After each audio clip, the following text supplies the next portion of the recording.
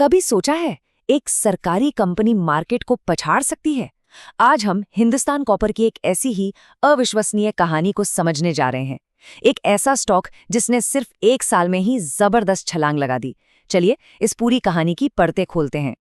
92%, जी हाँ 92%, वो भी सिर्फ 1 साल के अंदर। ये कोई छोटी मोटी बढ़त नहीं है, ये एक असाधारण रिटर्न है। आज हम यही समझेंगे कि आखिर ये हुआ कैसे और इसके पीछे की असली वजह क्या थी। देखिए, दिसंबर 2024 में जो शेयर करीब 248 रुपए का था, वो ठीक 1 साल बाद 476 रुपए के भी पार निकल गया। ये चार्ट पर जो लाइन ऊपर जा रही है ना, ये सिर्फ एक लाइन नहीं है, ये निवेशकों के भरोसे और जबरदस्त मुनाफे की पूरी कहानी कह रही है। तो हमारी आज की पड़ताल का सेंटर पॉइंट यही है। सिर्फ 12 महीनों में ये अविश्वसनीय 92% की छलांग।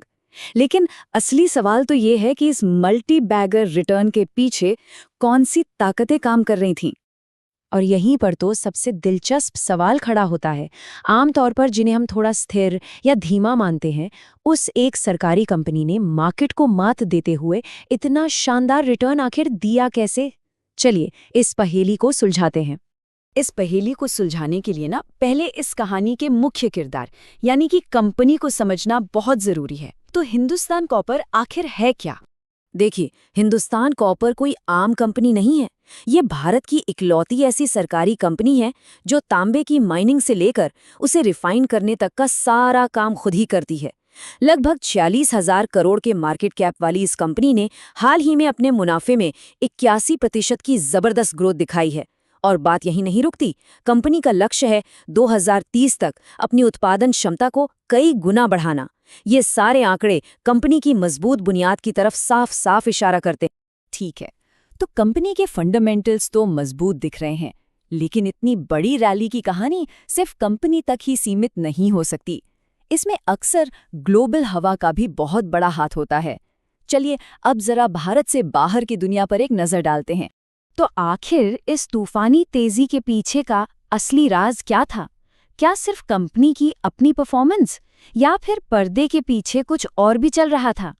वजह थी एक परफेक्ट स्टॉर्म, मतलब सारी चीजें एक साथ कंपनी के फेवर में आ गई। पूरी दुनिया में तांबे की कीमतें रिकॉर्ड लेवल पर पहुंच गई। क्यों? क्योंकि अमेरिका की मजबूत अर्थव्यवस्था डिमांड बढ़ा रही थी, उधर चीन ने सप्लाई कम कर दी थी। और सबसे बड़ी बात, भविष्य की टेक्नोलॉजी जैसे एआई, इलेक्ट्रिक गाड़ियां और ग्रीन एनर्जी, इन सब को चलाने के लिए तांबे की जबरदस्त मांग पैदा हो गई।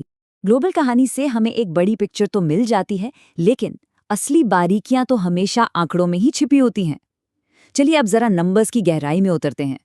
ये सफर कोई सीधी चढ़ाई नहीं थी। दिसंबर 2024 में शुरू होकर अप्रैल 2025 तक तो स्टॉक 26% तक गिर भी गया था, लेकिन उसके बाद इसने जो वापसी की वो कमाल की थी और साल के खत्म होते होते ये 92% के रिटर्न पर जा पहुंचा।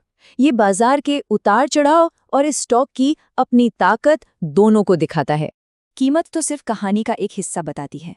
चलिए अब टेक्निकल इंडिकेटर्स पर नजर डालते हैं जो हमें स्टॉक की सेहत और उसकी रफ्तार की और गहरी समझ देते हैं।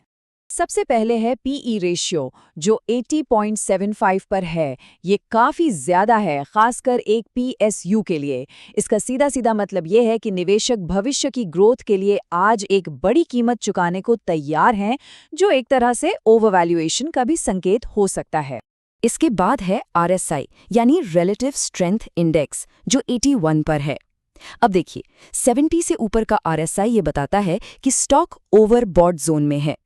आसान भाषा में कहें तो इसमें बहुत तेजी से और बहुत ज्यादा खरीदारी हुई है। अक्सर इसका मतलब ये होता है कि एक पुलबैक या करेक्शन, यानी कीमत में एक छोटी मोटी गिरावट आ सकती है। लेकिन इन चेतावनियों के बीच एक बेहद मजबूत संकेत भी है। कंपनी का डेट टू इक्विटी रेशियो सिर्फ 0.06, ये अविश्वसनीय रूप से कम है। इसका मतलब है कि कंपनी पर लगभग कोई कर्ज नहीं है और उसकी बैलेंस शीट किसी चट्टान की तरह मजबूत। तो हमने कंपनी के मजबूत आधार, ग्लोबल हवा और कुछ चेतावनी भरे तकनीकी संकेतों को देख लिया है। अब इन सबको एक साथ रखकर देखते हैं कि भविष्य की तस्वीर कैसी दिखती है, क्या संभावनाएं हैं और क्या जोखिम।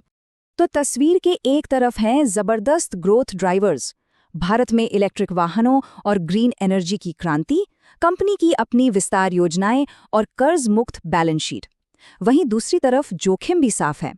अगर वैश्विक तांबे की कीमतें गिरीं तो क्या होगा? और 80 से ज्यादा का पीई और 81 का आरएसआई ये इशारा कर रहे हैं कि स्टॉक शायद अपनी हद से ज्यादा खिंच चुका है। और अंत में एक जरूरी बात, ये पूरी पड़ताल सिर्फ जानकारी के मकसद से है, इसे कोई निवेश की सलाह ना समझा जाए। बाजार में कोई भी कदम उठाने से पहले हमेशा अपनी खुद की रिसर्च जरूर करनी चाहिए। तो हम इस बड़े सवाल के साथ अपनी बात खत्म करते हैं। जब मजबूत फंडामेंटल्स का सामना चेतावनी देते टेक्निकल संकेतों से होता है तो जीत किसकी होती है? क्या हिंदुस्तान कॉपर की ये तूफानी रफ्तार जारी रहेगी या फिर एक रियलिटी चेक इंतजार कर रहा है?